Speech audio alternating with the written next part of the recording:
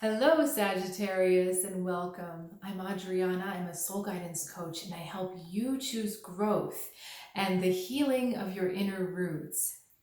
I have an intuitive message for you today. This will look at your inner world and your outer world and the interaction between the two. So let's get started. My guides are saying left to right, the devil on the outside, and he's facing in. Vantage, staring down the devil.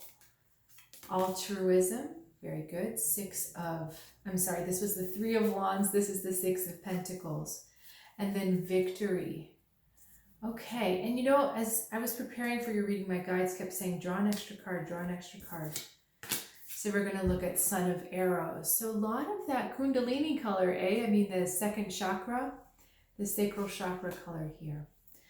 Okay, so short story. Victory over the devil. Done. All right, let's get a little deeper.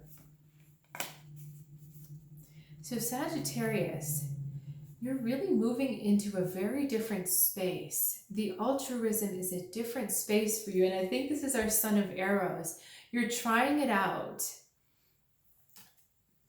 This talks about, it's a really lovely card, speaking about the interconnectedness between everything, between ourselves and the universe, between ourselves and each other, animals. And it's that vantage point where you see that everything is one. So what you do to yourself is also what you do to the world. The way, everything is just, it comes together as one. We have the Quetzalcoatl feather over here, the moon, we've got a snake, we've got a rabbit. So all things that are very disjunct usually, but all coming together in this really interesting shape, really interesting piece. And I'm drawn to talk to you about the moon because this way of being is very, very fertile for you. Meaning when you're not stuck in that place of, well, what does this mean for me? And what about me? And how does this affect me? When you lose all of that and you realize that in letting go of that ego, you realize there is no separation between you and others, then it's a really nurturing and abundant place for you to be. The full moon. Moon with the rabbit, we're talking about fertility, but moon, we're also talking about the nurturing, the mother energy. And I love these, it's 6 stars in the sky. So it's also this idea of guiding light. That when you allow yourself to really drop that self, that ego behavior that takes everything personally, and you give yourself to something bigger, you allow something bigger to move through you, you feel more connected to everything that's going on. There's no antagonism. There's no me versus you, or your agenda versus my agenda, or right versus wrong. You start to see all of this as the same part, and there's no struggle. What's fascinating about this is it accelerates your gifts of vision and prophecy, Sagittarius, the things that you can see out in the future. Literally a better vantage, a better sight, right? We go higher to get a higher perspective. So physically, this is an interesting metaphor because you can go to a high place to see a big view. But the same thing when you work on your vibration, when you get to that higher vibration, you can see everything much more clearly because you're sitting at that high level and you're not stuck down in all of the angst and the heaviness of those lower, denser vibrations. What's interesting too is the separation between these different feathers. So this tells me that you're also experiencing better inner discernment. And our Son of Arrows, I keep coming back to him because this is a playful, successful energy. And it says just keep trying it until you get it. And I feel like a lot of what you've been doing, Sagittarius, is that trial and error. And you have, in a sense, gotten it. Okay, you feel this deeper connection inside. When you're in that space, you feel this deeper connection with everything, the oneness. And then in the outside world, the sunnier times, then you see much more clearly. Now, this makes these next cards almost speak for themselves, as I was joking in the beginning of the reading. Victory over the devil. You see, they're facing each other. And the snake, some people think of that snake in the Garden of Eden as being an instrument of the devil. So they're kind of connected here in that symbolism. But it's the idea. Okay, so I said Kundalini before. And so let me just tie this together, because it's deeper than just fighting an old pattern or fighting a person that doesn't have your best interest. All the orange and this devil card are talking about this raw Kundalini energy that rises up through all of us and can be difficult to manage, especially when it's first released. But when you understand that you're more connected to something bigger and you have that vantage point, and look, there's orange on this card too, all this orange. You have that vantage point, then the energy is able to move through you and around you, and it doesn't overtake you. Okay?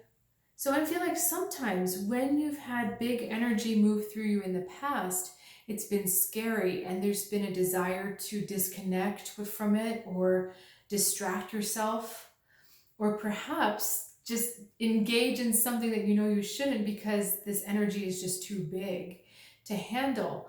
But when you have this correct, when you're really in the energy of this Six of Roots card, then you're able to be victorious. Here's our other six. It's, amazing. It's the Six of Wands. So 6, 6, and then Devil is card number 15, which is another 6. So triple 6. And then, sorry, this is so cool. Card number 3. So 3 times, and then we have 6, another 6, and a 6. So triple 6, really. Okay, and a triple 6 is 18, which is a 9. So an ending, a culmination of this cycle for yourself. Okay, I got really, really distracted there because it got it got amazing for a second. On one hand, when you realize that bigger connection, you're able to let go of the taking everything personally. You have a much easier time defeating your own self-sabotaging patterns. And you have a much easier time dealing with people that trigger those self-sabotaging patterns. So that's one layer of the reading. Another layer is that when you give up that personality and you allow these bigger energies to flow through you, and you allow yourself to feel connected to all these things which feel like they should be disconnected, even your opposites, so even the people and ideologies that are opposite to you, when you find all of that as one, then you see through the illusion created by the devil. And then you're able to rise above that lower nature. A snake can only go on the ground, but a bird can fly. So you're able to have that higher vantage point. You're able to see really what's going to happen. So this also stimulates that fire, that prophecy energy. Pretty much all these cards have that earthy orange color. Can you see? And then even that one, I know I said that before, but it's our Son of Arrows. And I just lost the devil. My guides were very specific about drawing this card for you early on, because usually I draw the 5th card later. So there's something about the orange color. So if orange is significant to you somehow, this is a good week to tap into this energy, visualizing orange light, wearing orange. It's just so bright here. It's something to remind you. I think it's also to get your attention, to really keep your attention focused in the space it needs to be focused.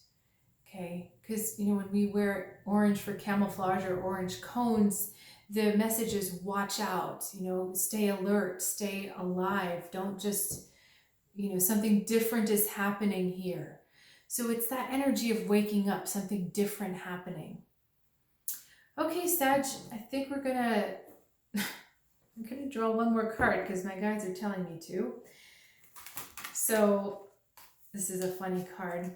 Finality, Ten of Swords, Death. So this is this is being more dramatic than we need to be. Okay? This is getting lost in just that ego over dramatizing things. So this is the end of that for you. When you release this self, then you have the range and perspective of everything we talked about here.